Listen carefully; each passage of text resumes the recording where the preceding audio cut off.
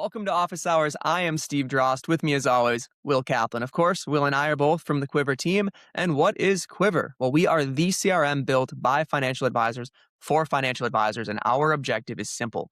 How can we help you run your business at peak efficiency? And each episode, we handle a couple of topics that come directly from our users who are trying to do just that, make their lives a little bit easier. Now, Will, when we look at Quivr, I'm proud of the product we built. I think it is solid. Users are reporting the same thing, right? 2 years in a row now, highest rated CRM in the industry, best workflow engine in the industry. So that's pretty cool. But also my ego is not too big to know that we can't be 100% perfect for all of our users. In fact, I doubt we are 100% perfect for any of our users because a one-to-many software just simply can't do that. And because of that, we've left so many ways for our users to customize Quivr to meet their needs. And one of the biggest ways they can do that outside of, adding fields and changing layouts and things like that is a pick list. Something as simple as a pick list where I click a button and I get to pick one or multiple things and just document information. And it's so funny because pick lists are one of the first things that I always reached. Like when I was building when I was building Salesforce inside of my own firm, I loved pick lists. It was one of my very favorite tools. When I joined Quivr, pick lists became like one of my nemesi, however you say it, because it adds a lot of complexity to what we're trying to do from our end, but it just gives our users so much power. And so really understanding like how pick lists work, where the limitations are, where the advantages are, I think it's worth, a couple minutes of going over it. And we get this from time to time in office hours because like a lot of these features and limitations around pick lists tend to kind of sneak up on people sometimes, starting at a really simple, like high level place. The reason I loved pick lists, when you have a text field and you're typing in something that you want to replicate. So like, even if it's just a yes or a no, right? If I'm using a text field, there's a chance I'm going to make a typo. There's a chance I'm going to spell yes with two E's. Or you write Y Y-S-E, instead of, yeah. Y-E-E-S, yeah, like something. Or you get something like where I'm in the state of Texas and I write Texas versus TX as, an abbreviation. Well, now if I'm trying to run reports or filter on that stuff, I've got to lift out all of the Texases and the TXs. I've got to lift out all the Oregons and the ORs, so like it helps to standardize data. It helps to make all of your data uniform and the choices that you make more, this always goes the same way. Do I And call a by the task way, completed? I Oh, have go ahead. have to comment on this. When we move new users' data to Quivr, this is an area our users don't even know it. But the example you just gave, the So Texas much example, time.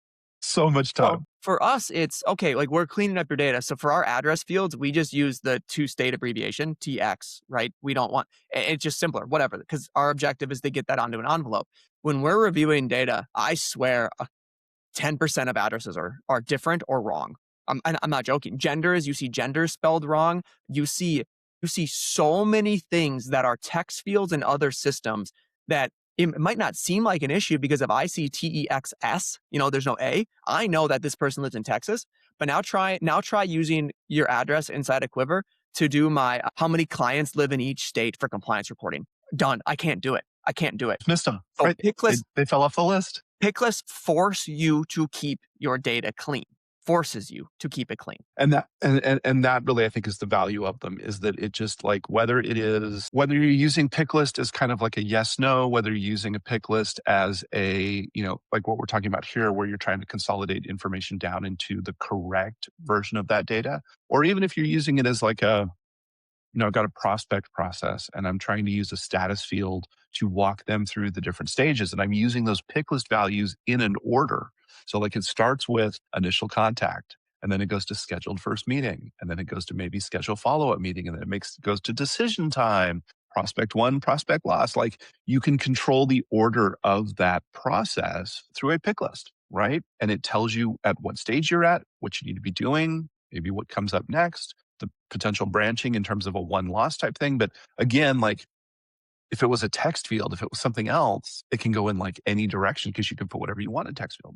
It's not ideal. And so there's a lot of places in the system that like conversion from text field to pick list or, some of these different types of things into its pick list can be really valuable.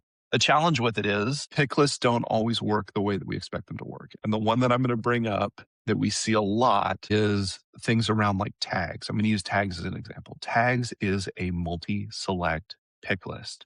So I'm sort of all of my pick list values go into the, into that list and I can choose a couple of them, right? And where this tends to confuse people, where we see a lot of questions come in either through, our ticketing system or through office hours is I just ran a report. I know this person is on the pick list, or I know this value should be there, and yet they're not in my report. And the challenge of this is how logic works with pick lists. And so if you see a pick list and you say, like, the pick list equals this value, what you're telling the machine, what you're talking in terms of logic is that's the only value that was checked. If it's a holiday card thing or these are my clients who are doing Roth conversions or however, whatever we're using it for. If it's multi-select, you have to use includes. And that's just like one of those things that is non-intuitive. Once you understand what it's doing in the background, it makes sense. But I think it trips up a lot of our users. And so there are a couple of gotchas around pick lists where if it is multi-select, you have to use includes. You can't use equals. If it is a regular pick list, you want to use equals. You don't necessarily want to use includes. And so you have to kind of know a little bit about what you're looking at when you go to start reporting on these pick lists. The other place that I'll say, Steve, that we do have a gotcha is you mentioned early on in this particular video, we expect you to make customizations. We want you to make customizations. That is 100% true. We absolutely are looking for you to do that. And when it comes to customizing pick lists, what we encourage you to do is to not edit our values, but to add the values that you need to the pick list. And the reason for this is when you're dealing with this, Quivr managed package layover on top of Salesforce, it's easier to just sort of keep the managed package the same, which is the values that we send you, and then add to it. Just deactivate our values, turn them off. Don't edit them and change them. And the reason for that is if there are some automations that are running in the background, if there is some code that's, maybe looking at some of these values, when you change them, it can break things. And so just as a kind of as long as we're talking pick lists, as long as we're having the conversation, yes, we expect you to add them. We want you to edit them, but make it additive. Don't replace. Does that make sense, Steve? It does. And also, like, I look at these two gotchas, and maybe I'm just too optimistic in this world, but I see both of those gotchas as actually positives, right? So the quote unquote complexity with reporting on a pick list. Well, for example, I have two different ways that I work with clients: financial planning agreement, where they pay me a retainer, assets under management. And I do have a few that sit in the middle of that Venn diagram and do both, right? Maybe the assets are, they're not retired yet. So we got maybe 100 grand or something. And, we have to supplement it with a monthly fee, something like that. Right. And I know other users do that as well. Well, it's a multi-select pick list for me. How do they pay me? What agreements do they have? And they might just be a retainer. They might just be investment management, or they might be both. And because Salesforce is picky, I get to create 3 columns. Show me who just has an IMA, who just has a financial planning agreement, and who has both. So I get to do that, right? If it didn't force me to be picky, I couldn't do that. I wouldn't be able to pick maybe the first 2 or the last one. And then also with the maybe the complexity that comes with Quivr, the managed package, us adding code and adding things to Salesforce for you, well, you get a foundation. If we couldn't give you that, you'd be starting from scratch. So our prospect process, for example, is what I bet 30 to 50, maybe even more, 30 to 50, 75% of our users are following some version of the 2 to 3 meeting cadence. And they're doing something like that. So you get us, and maybe it's 80% to what you're doing. All you have to do is deactivate a couple options, add a couple options, and you're there. You don't have to get your whiteboard out and think about it. We're giving you that foundation that we have seen hundreds of financial advisory practices use, and we're letting you start, in the red zone rather than at your own goal line, right? We're giving you that foundation. So I think the takeaway for this, for me, is it's very common to most of the questions that we get. If there's a roadblock or you're not sure how to proceed with any feature in this system, ask us. Because again, it's a very intentional process, very intentional product, platform, you like to call it, built with, again, experience from ourselves practicing and also hundreds of advisors seeing it and using it, where we probably set it up in a way where once we can get over that hump of uncertainty or maybe quote unquote complexity, we're getting you to what we believe is going to be a much better spot than where you started. Is that fair? Absolutely. And I think the other aspect of that is if you're struggling with something, if it's not working the way that you think it should work, not only can we help you speed up that process of getting to where like, oh, I need to use includes instead of equals, like in this particular case, but also understanding a little bit of the why it works that way, I think is it's again, it's just leveling up your Salesforce knowledge. You're going to become a better, it's going to make using these tools easier. It's going to make them more powerful because there is a tremendous amount of power here. It's just understanding like how does it work? How do I get full advantage of it? Where do I really extract all the value? And I think this is an absolutely perfect example of that too. So yeah, no, I think Something as that's a good easy one. as Picklists, right? But it's like Right. the level of the amount of power that you can use Picklists for is awesome. I mean, Picklists saves me hours and hours and hours of time. I'm convinced. Well, it absolutely does, and a lot of where it saves you is the cleanup process. I mean, you mentioned it, so you mentioned it in the earlier here as well of like one of the things that we spend a ton of time cleaning up when we're bringing people onto the platform is they've got all this data that's really dirty, sometimes it's a Y, sometimes it's a yes, sometimes it's a check mark.